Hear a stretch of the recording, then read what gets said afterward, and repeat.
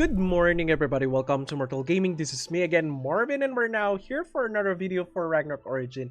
And this hour, we're going to be talking about the biggest question nowadays or today from Lord Knights or even from other job classes, since the Paladin just got out and they released it. So maybe you're thinking, for those who are still thinking and not yet decided if they will become a Paladin, here's a guide or a video to help all of you. Okay, so let's talk about the Paladin. The Paladin has been the meta for quite a time on the global server, but take note that time was when it was not yet the Paladin's skills or sacrifice in particular is not yet rebalanced last time. Okay, so what are the pros and cons of being a Paladin?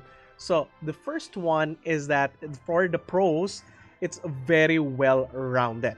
Okay, you can actually excel in most content of the games, even dungeons, MVPs. You're not gonna be getting the top DPS in my opinion, but you'll be excelling that much since you have healing, you have support skills, you have buffs, and also you can get the aggre of the bosses, or you can just provoke them, right?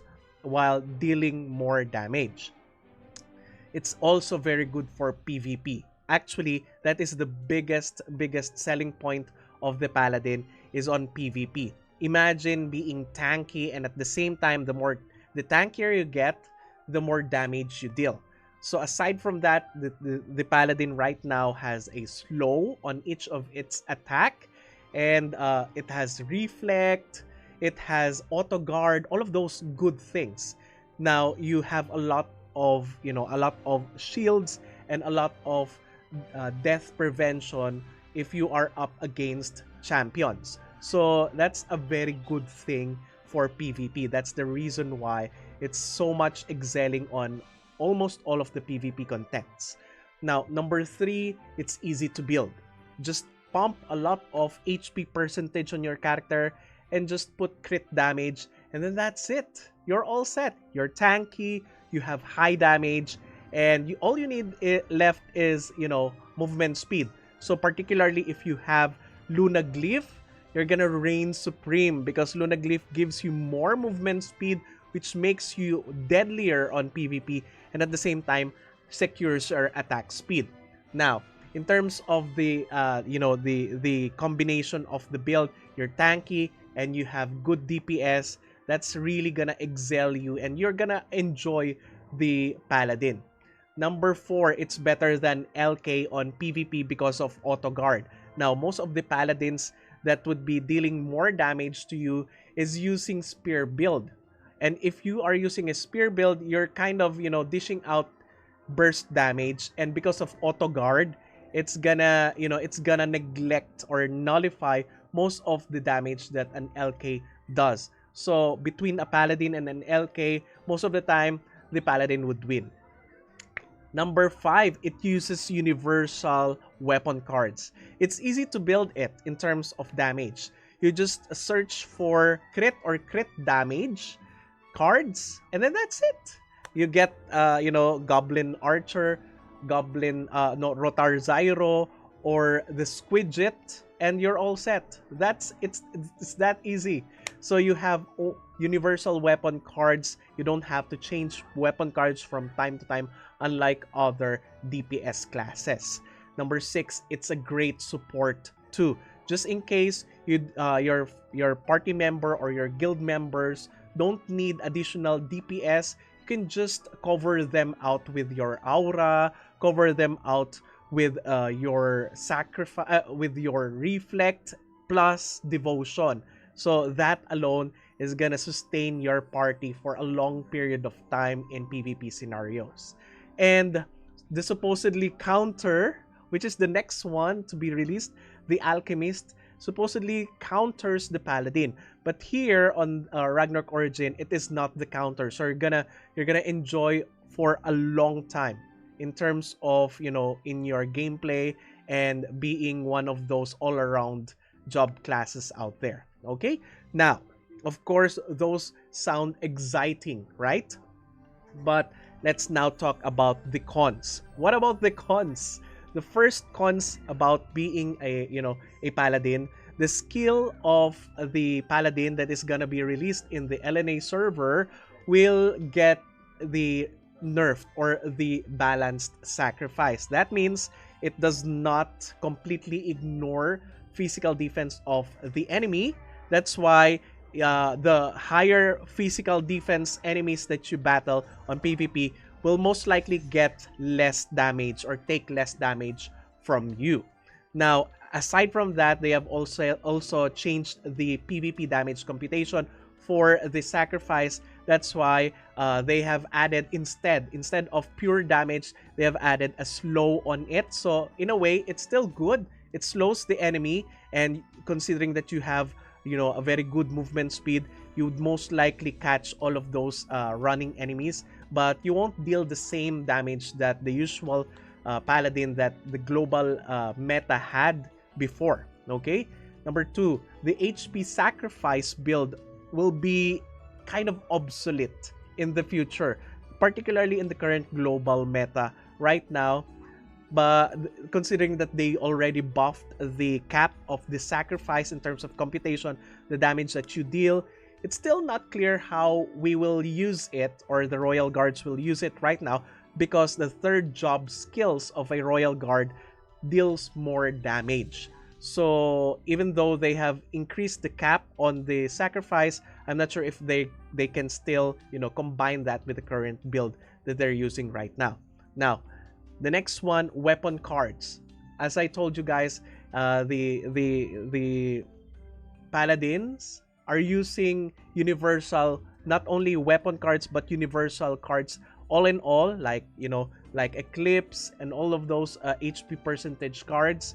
So in the future, wherein the Royal Guard or other classes that you will be changing to, those won't be needing those same cards. So the cards that they're using right now will only be applicable to the Paladin class. So if you're, if you're willing to go for that sacrifice, then you may do so. Now, the last one would be when it gets released, the counter, the real counter on Ragnarok Origin for the Paladin, which is the Professor or the Sage. Once that gets released, then your happy days are over, because one skill of the Sage will just immobilize you and just kill you instantly. So yep, in conclusion, I would be suggesting that you change your job if, number one, your resources allow you to. Means you have enough resources, you're kind of confident that you can just switch job by the time that the meta of the Paladin lapses on the LNA servers. You have been preparing for this for a long time already. That means you have already decided, and you have already gathered enough Eclipse card, or you have been farming for Squidget cards or Rotara Zyro cards, Goblin Archer cards, those type of cards that the Paladin will use. Then of course you have to go for it because you have been preparing for it, right? Number three,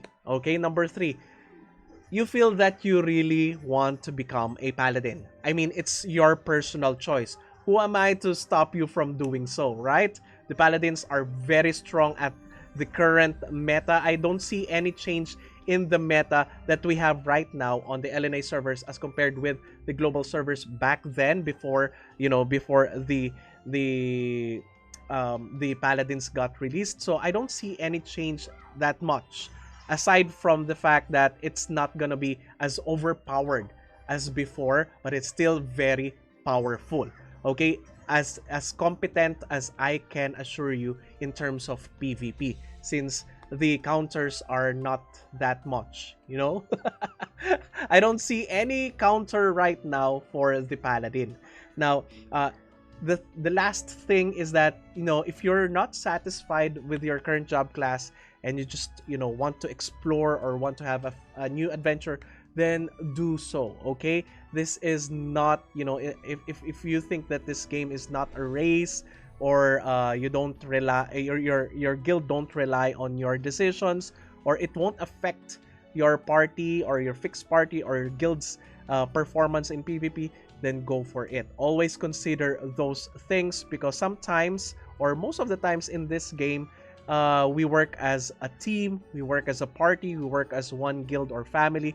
So you have to also consider if your guild has already too many paladins or too few of your own class, such as, for example, if your guild needs a lot of, champions, and there are only 2 of you left as a champion, you also have to consider that if no one will be staying as a champion on your guild.